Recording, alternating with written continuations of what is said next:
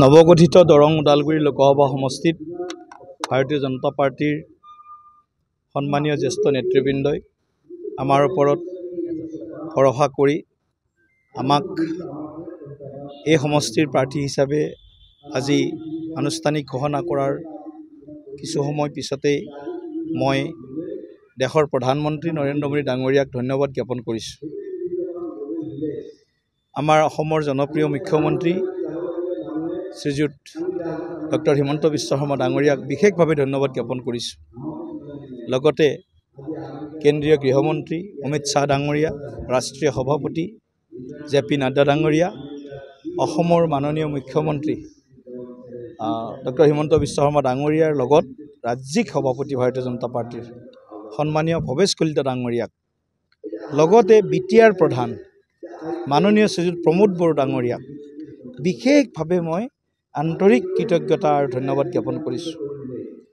ভাৰতীয় জনতা party, Asom Gana Parishad, UPPL আৰু আমাৰ অন্যান্য যি আনুষংগিক আমাৰ মিত্ৰ দল আছে, সেই দলৰ নেতৃত্ব বিশেষকৈ অগপৰ সভাপতি অতুল বৰা ডাঙৰীয়া, আমাৰ কাৰ্যকৰী সভাপতি কেশৱ মহন্ত ডাঙৰীয়া প্ৰমুখ্যে সকলো দলৰ নেতৃত্বক মই বিশেষভাৱে কৃতজ্ঞতা ধন্যবাদ দিছোঁ।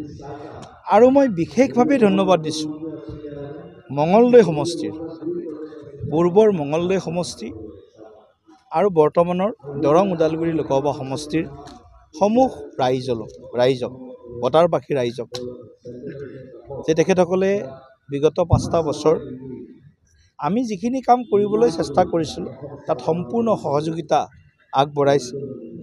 দলৰ হাজাৰ হাজাৰ নিষ্ঠাবান কাৰ্যকৰ্তা, যি কাৰ্যকৰ্তাৰ শক্তিৰ বিনিময়ত আমি আজি সংগঠনক এটা শক্তিশালী পৰ্যায়ৰ আমি আগবঢ়াই লৈ যাবলৈ সক্ষম হৈছোঁ।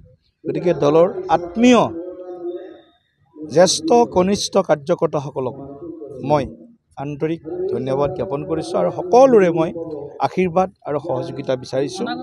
মই ভাবোঁ দৰং ওদালগুৰি লোকসভা সমষ্টিত উন্নয়নৰ যিটো ধাৰা আমি আৰম্ভ কৰিছোঁ, ট্ৰিপল ইঞ্জিনৰ চৰকাৰ, দিল্লীৰ চৰকাৰ, দিছপুৰৰ চৰকাৰ, কোকৰাঝাৰৰ চৰকাৰ, ট্ৰিপল ইঞ্জিনৰ চৰকাৰৰ চতুৰ্মুখী বিকাশৰ আমাৰ যি অনিৰুদ্ধ যাত্ৰা, এই অনিৰুদ্ধ যাত্ৰাত আমি অসমখনক ভাৰতবৰ্ষৰ এখন শ্ৰেষ্ঠ ৰাজ্য হিচাপে বিটিআৰত শান্তি আৰু উন্নয়ন সমন্বয় শক্তিশালী কৰাৰ বাবে যি আমাৰ উদ্যোগ আৰম্ভ হৈছে, এই উদ্যোগ নিশ্চিতভাৱে দৰং ওদালগুৰি লোকসভা সমষ্টিবাসী ৰাইজে আমাক সঁহাৰি দিব আৰু এটা ব্যাপক ব্যৱধানত এই সমষ্টিৰ পৰা ভাৰতীয় জনতা পাৰ্টি বা মিত্ৰজোঁটৰ প্ৰাৰ্থী হিচাপে আমি জয়লাভ কৰি নৰেন্দ্ৰ মোদী ডাঙৰীয়াক আকৌ এবাৰ বা তৃতীয় কাৰ্যকালৰ বাবে প্ৰধানমন্ত্ৰী পতাত অকণমান হ'লেও অৰিহণা যোগাব পাৰিম।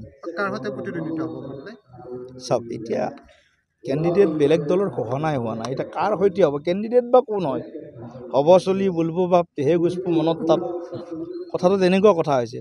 গতিকে যোনে প্ৰতিদ্বন্দ্বী নহওক, ভাৰতীয় জনতা পাৰ্টিৰ উন্নয়নৰ অনিৰুদ্ধ যাত্ৰাক কোনেও স্তব্ধ কৰিব নোৱাৰে। এটা কথা জানিব চাওক, আমাৰ কেইবাটাও স্তৰত আমাৰ যি সমীক্ষা, একটো সংগঠনৰ ফালৰ পৰা সমীক্ষা হয়, আনটো সমষ্টিকেন্দ্ৰিক সমীক্ষা হয়। সেইটোত ইণ্ডিভিজুৱেল বা প্ৰাৰ্থিত্বকেন্দ্ৰিক কথাটো নাহে, সমষ্টিটো কেনেকুৱা, জিকিব পৰা সমষ্টিয়ে অলপ তাত চেলেঞ্জ আছে, কি ধৰণৰ ৰাইজৰ মতামত সেইটো লৈ লয়। তাৰপিছতে ব্যক্তিগত প্ৰাৰ্থিত্বৰ কথা, কাক প্ৰাৰ্থী দিলে উইনিং পচিবিলিটি বেছি, উইনেবিলিটি বেছি, এই গোটেই কথাবিলাক কেন্দ্ৰীয় নেতৃত্বই সমীক্ষাৰ জৰিয়তে চালি জাৰি চাই নিশ্চয় কিবা এটা মোৰ ভিতৰত পাইছে। আৰু দলৰ এজন নিষ্ঠাবান সৈনিক হিচাপে, কাৰ্যকৰ্তা হিচাপে মই টিকেট পাই উৎফুল্লিত স্বাভাৱিকতে, কিন্তু আগন্তুক দিনত মই ভাবিছোঁ মোৰ দায়িত্ব আৰু বাঢ়িল।